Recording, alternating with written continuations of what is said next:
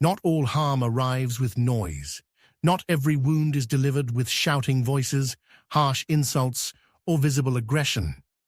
Sometimes harm moves in silence, creeping quietly into our lives, dressed in friendliness, cloaked behind laughter, or even wrapped in what seems like love. It doesn't always come with fists or fury. Often, it comes with smiles, with constant complaints that feel small but never stop, with subtle criticism that chips away at your self-worth, or with a heavy presence that unsettles your heart without explanation. And the danger of this quiet harm is that it is easy to ignore. It does not shock you instantly, the way loud anger does.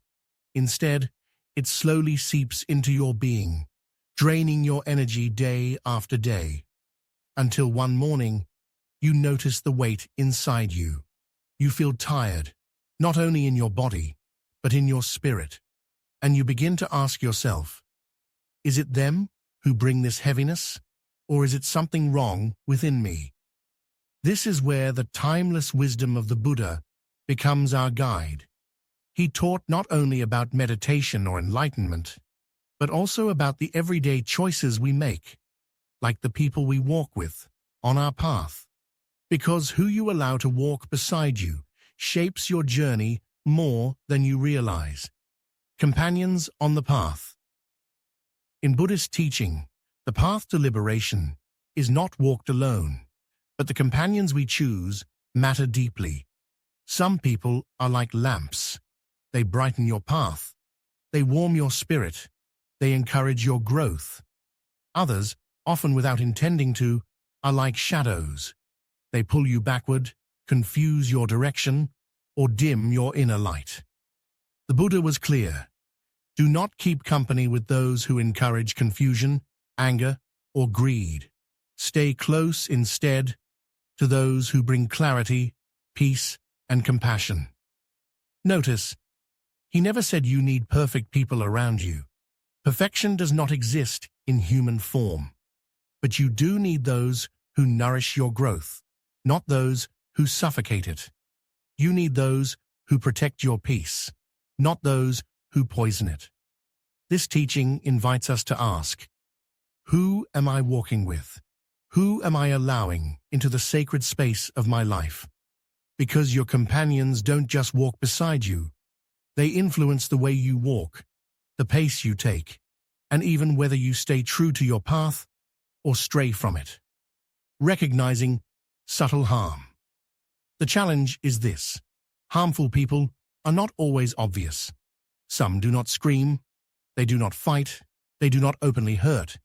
Instead, they harm quietly, in ways that are harder to name.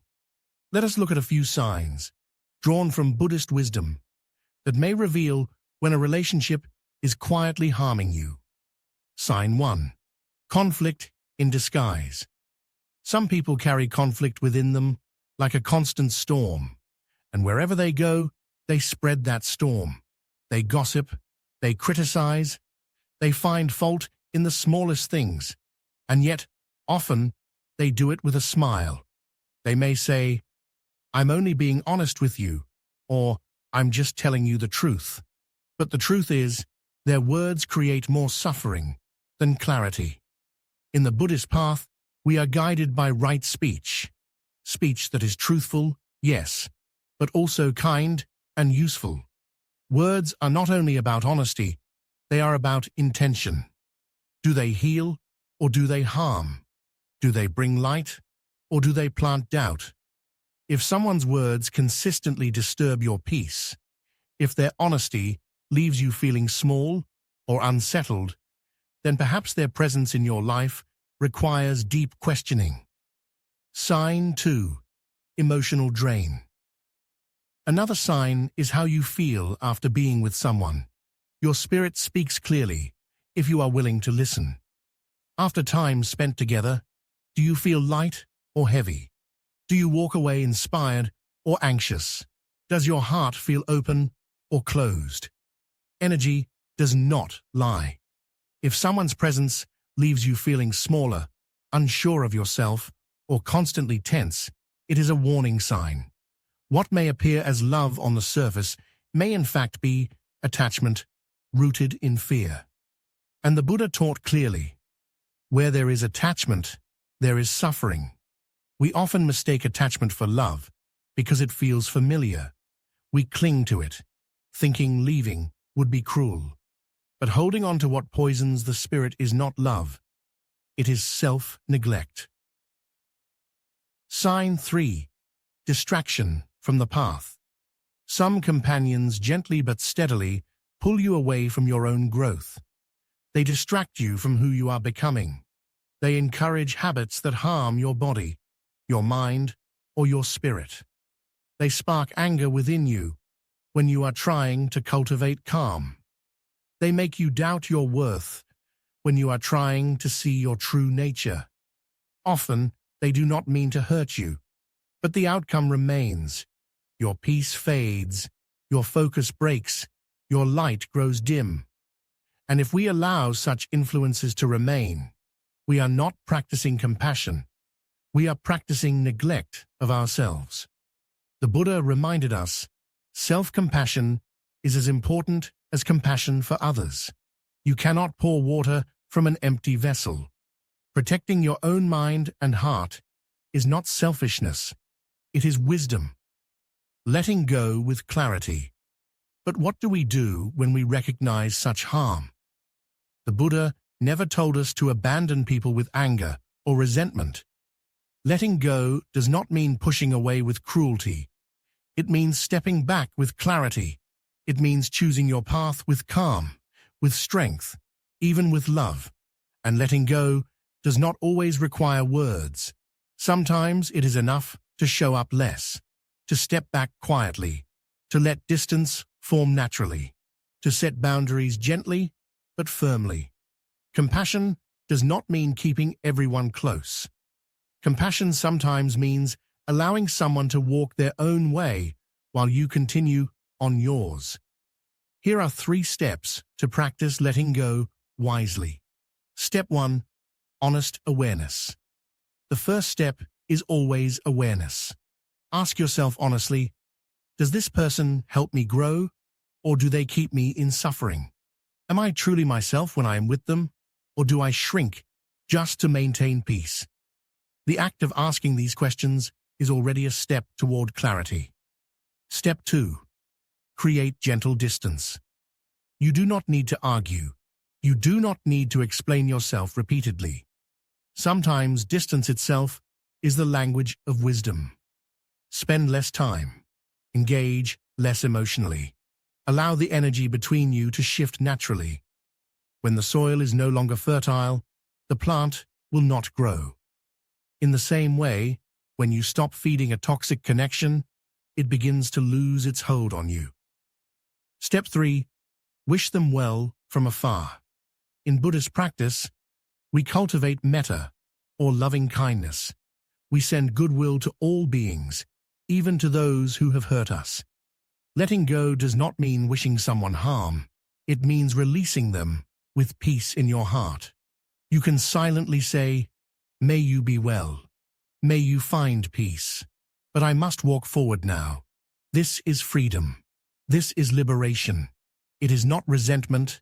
It is not anger. It is clarity. Life's seasons and lessons. Not every person is meant to stay forever. Some come only for a season. Some come to teach you a lesson. Some arrive to test your patience, your boundaries, your strength. And when their purpose is fulfilled, it is natural for them to move on. But what must remain is your peace, your energy, your sacred path.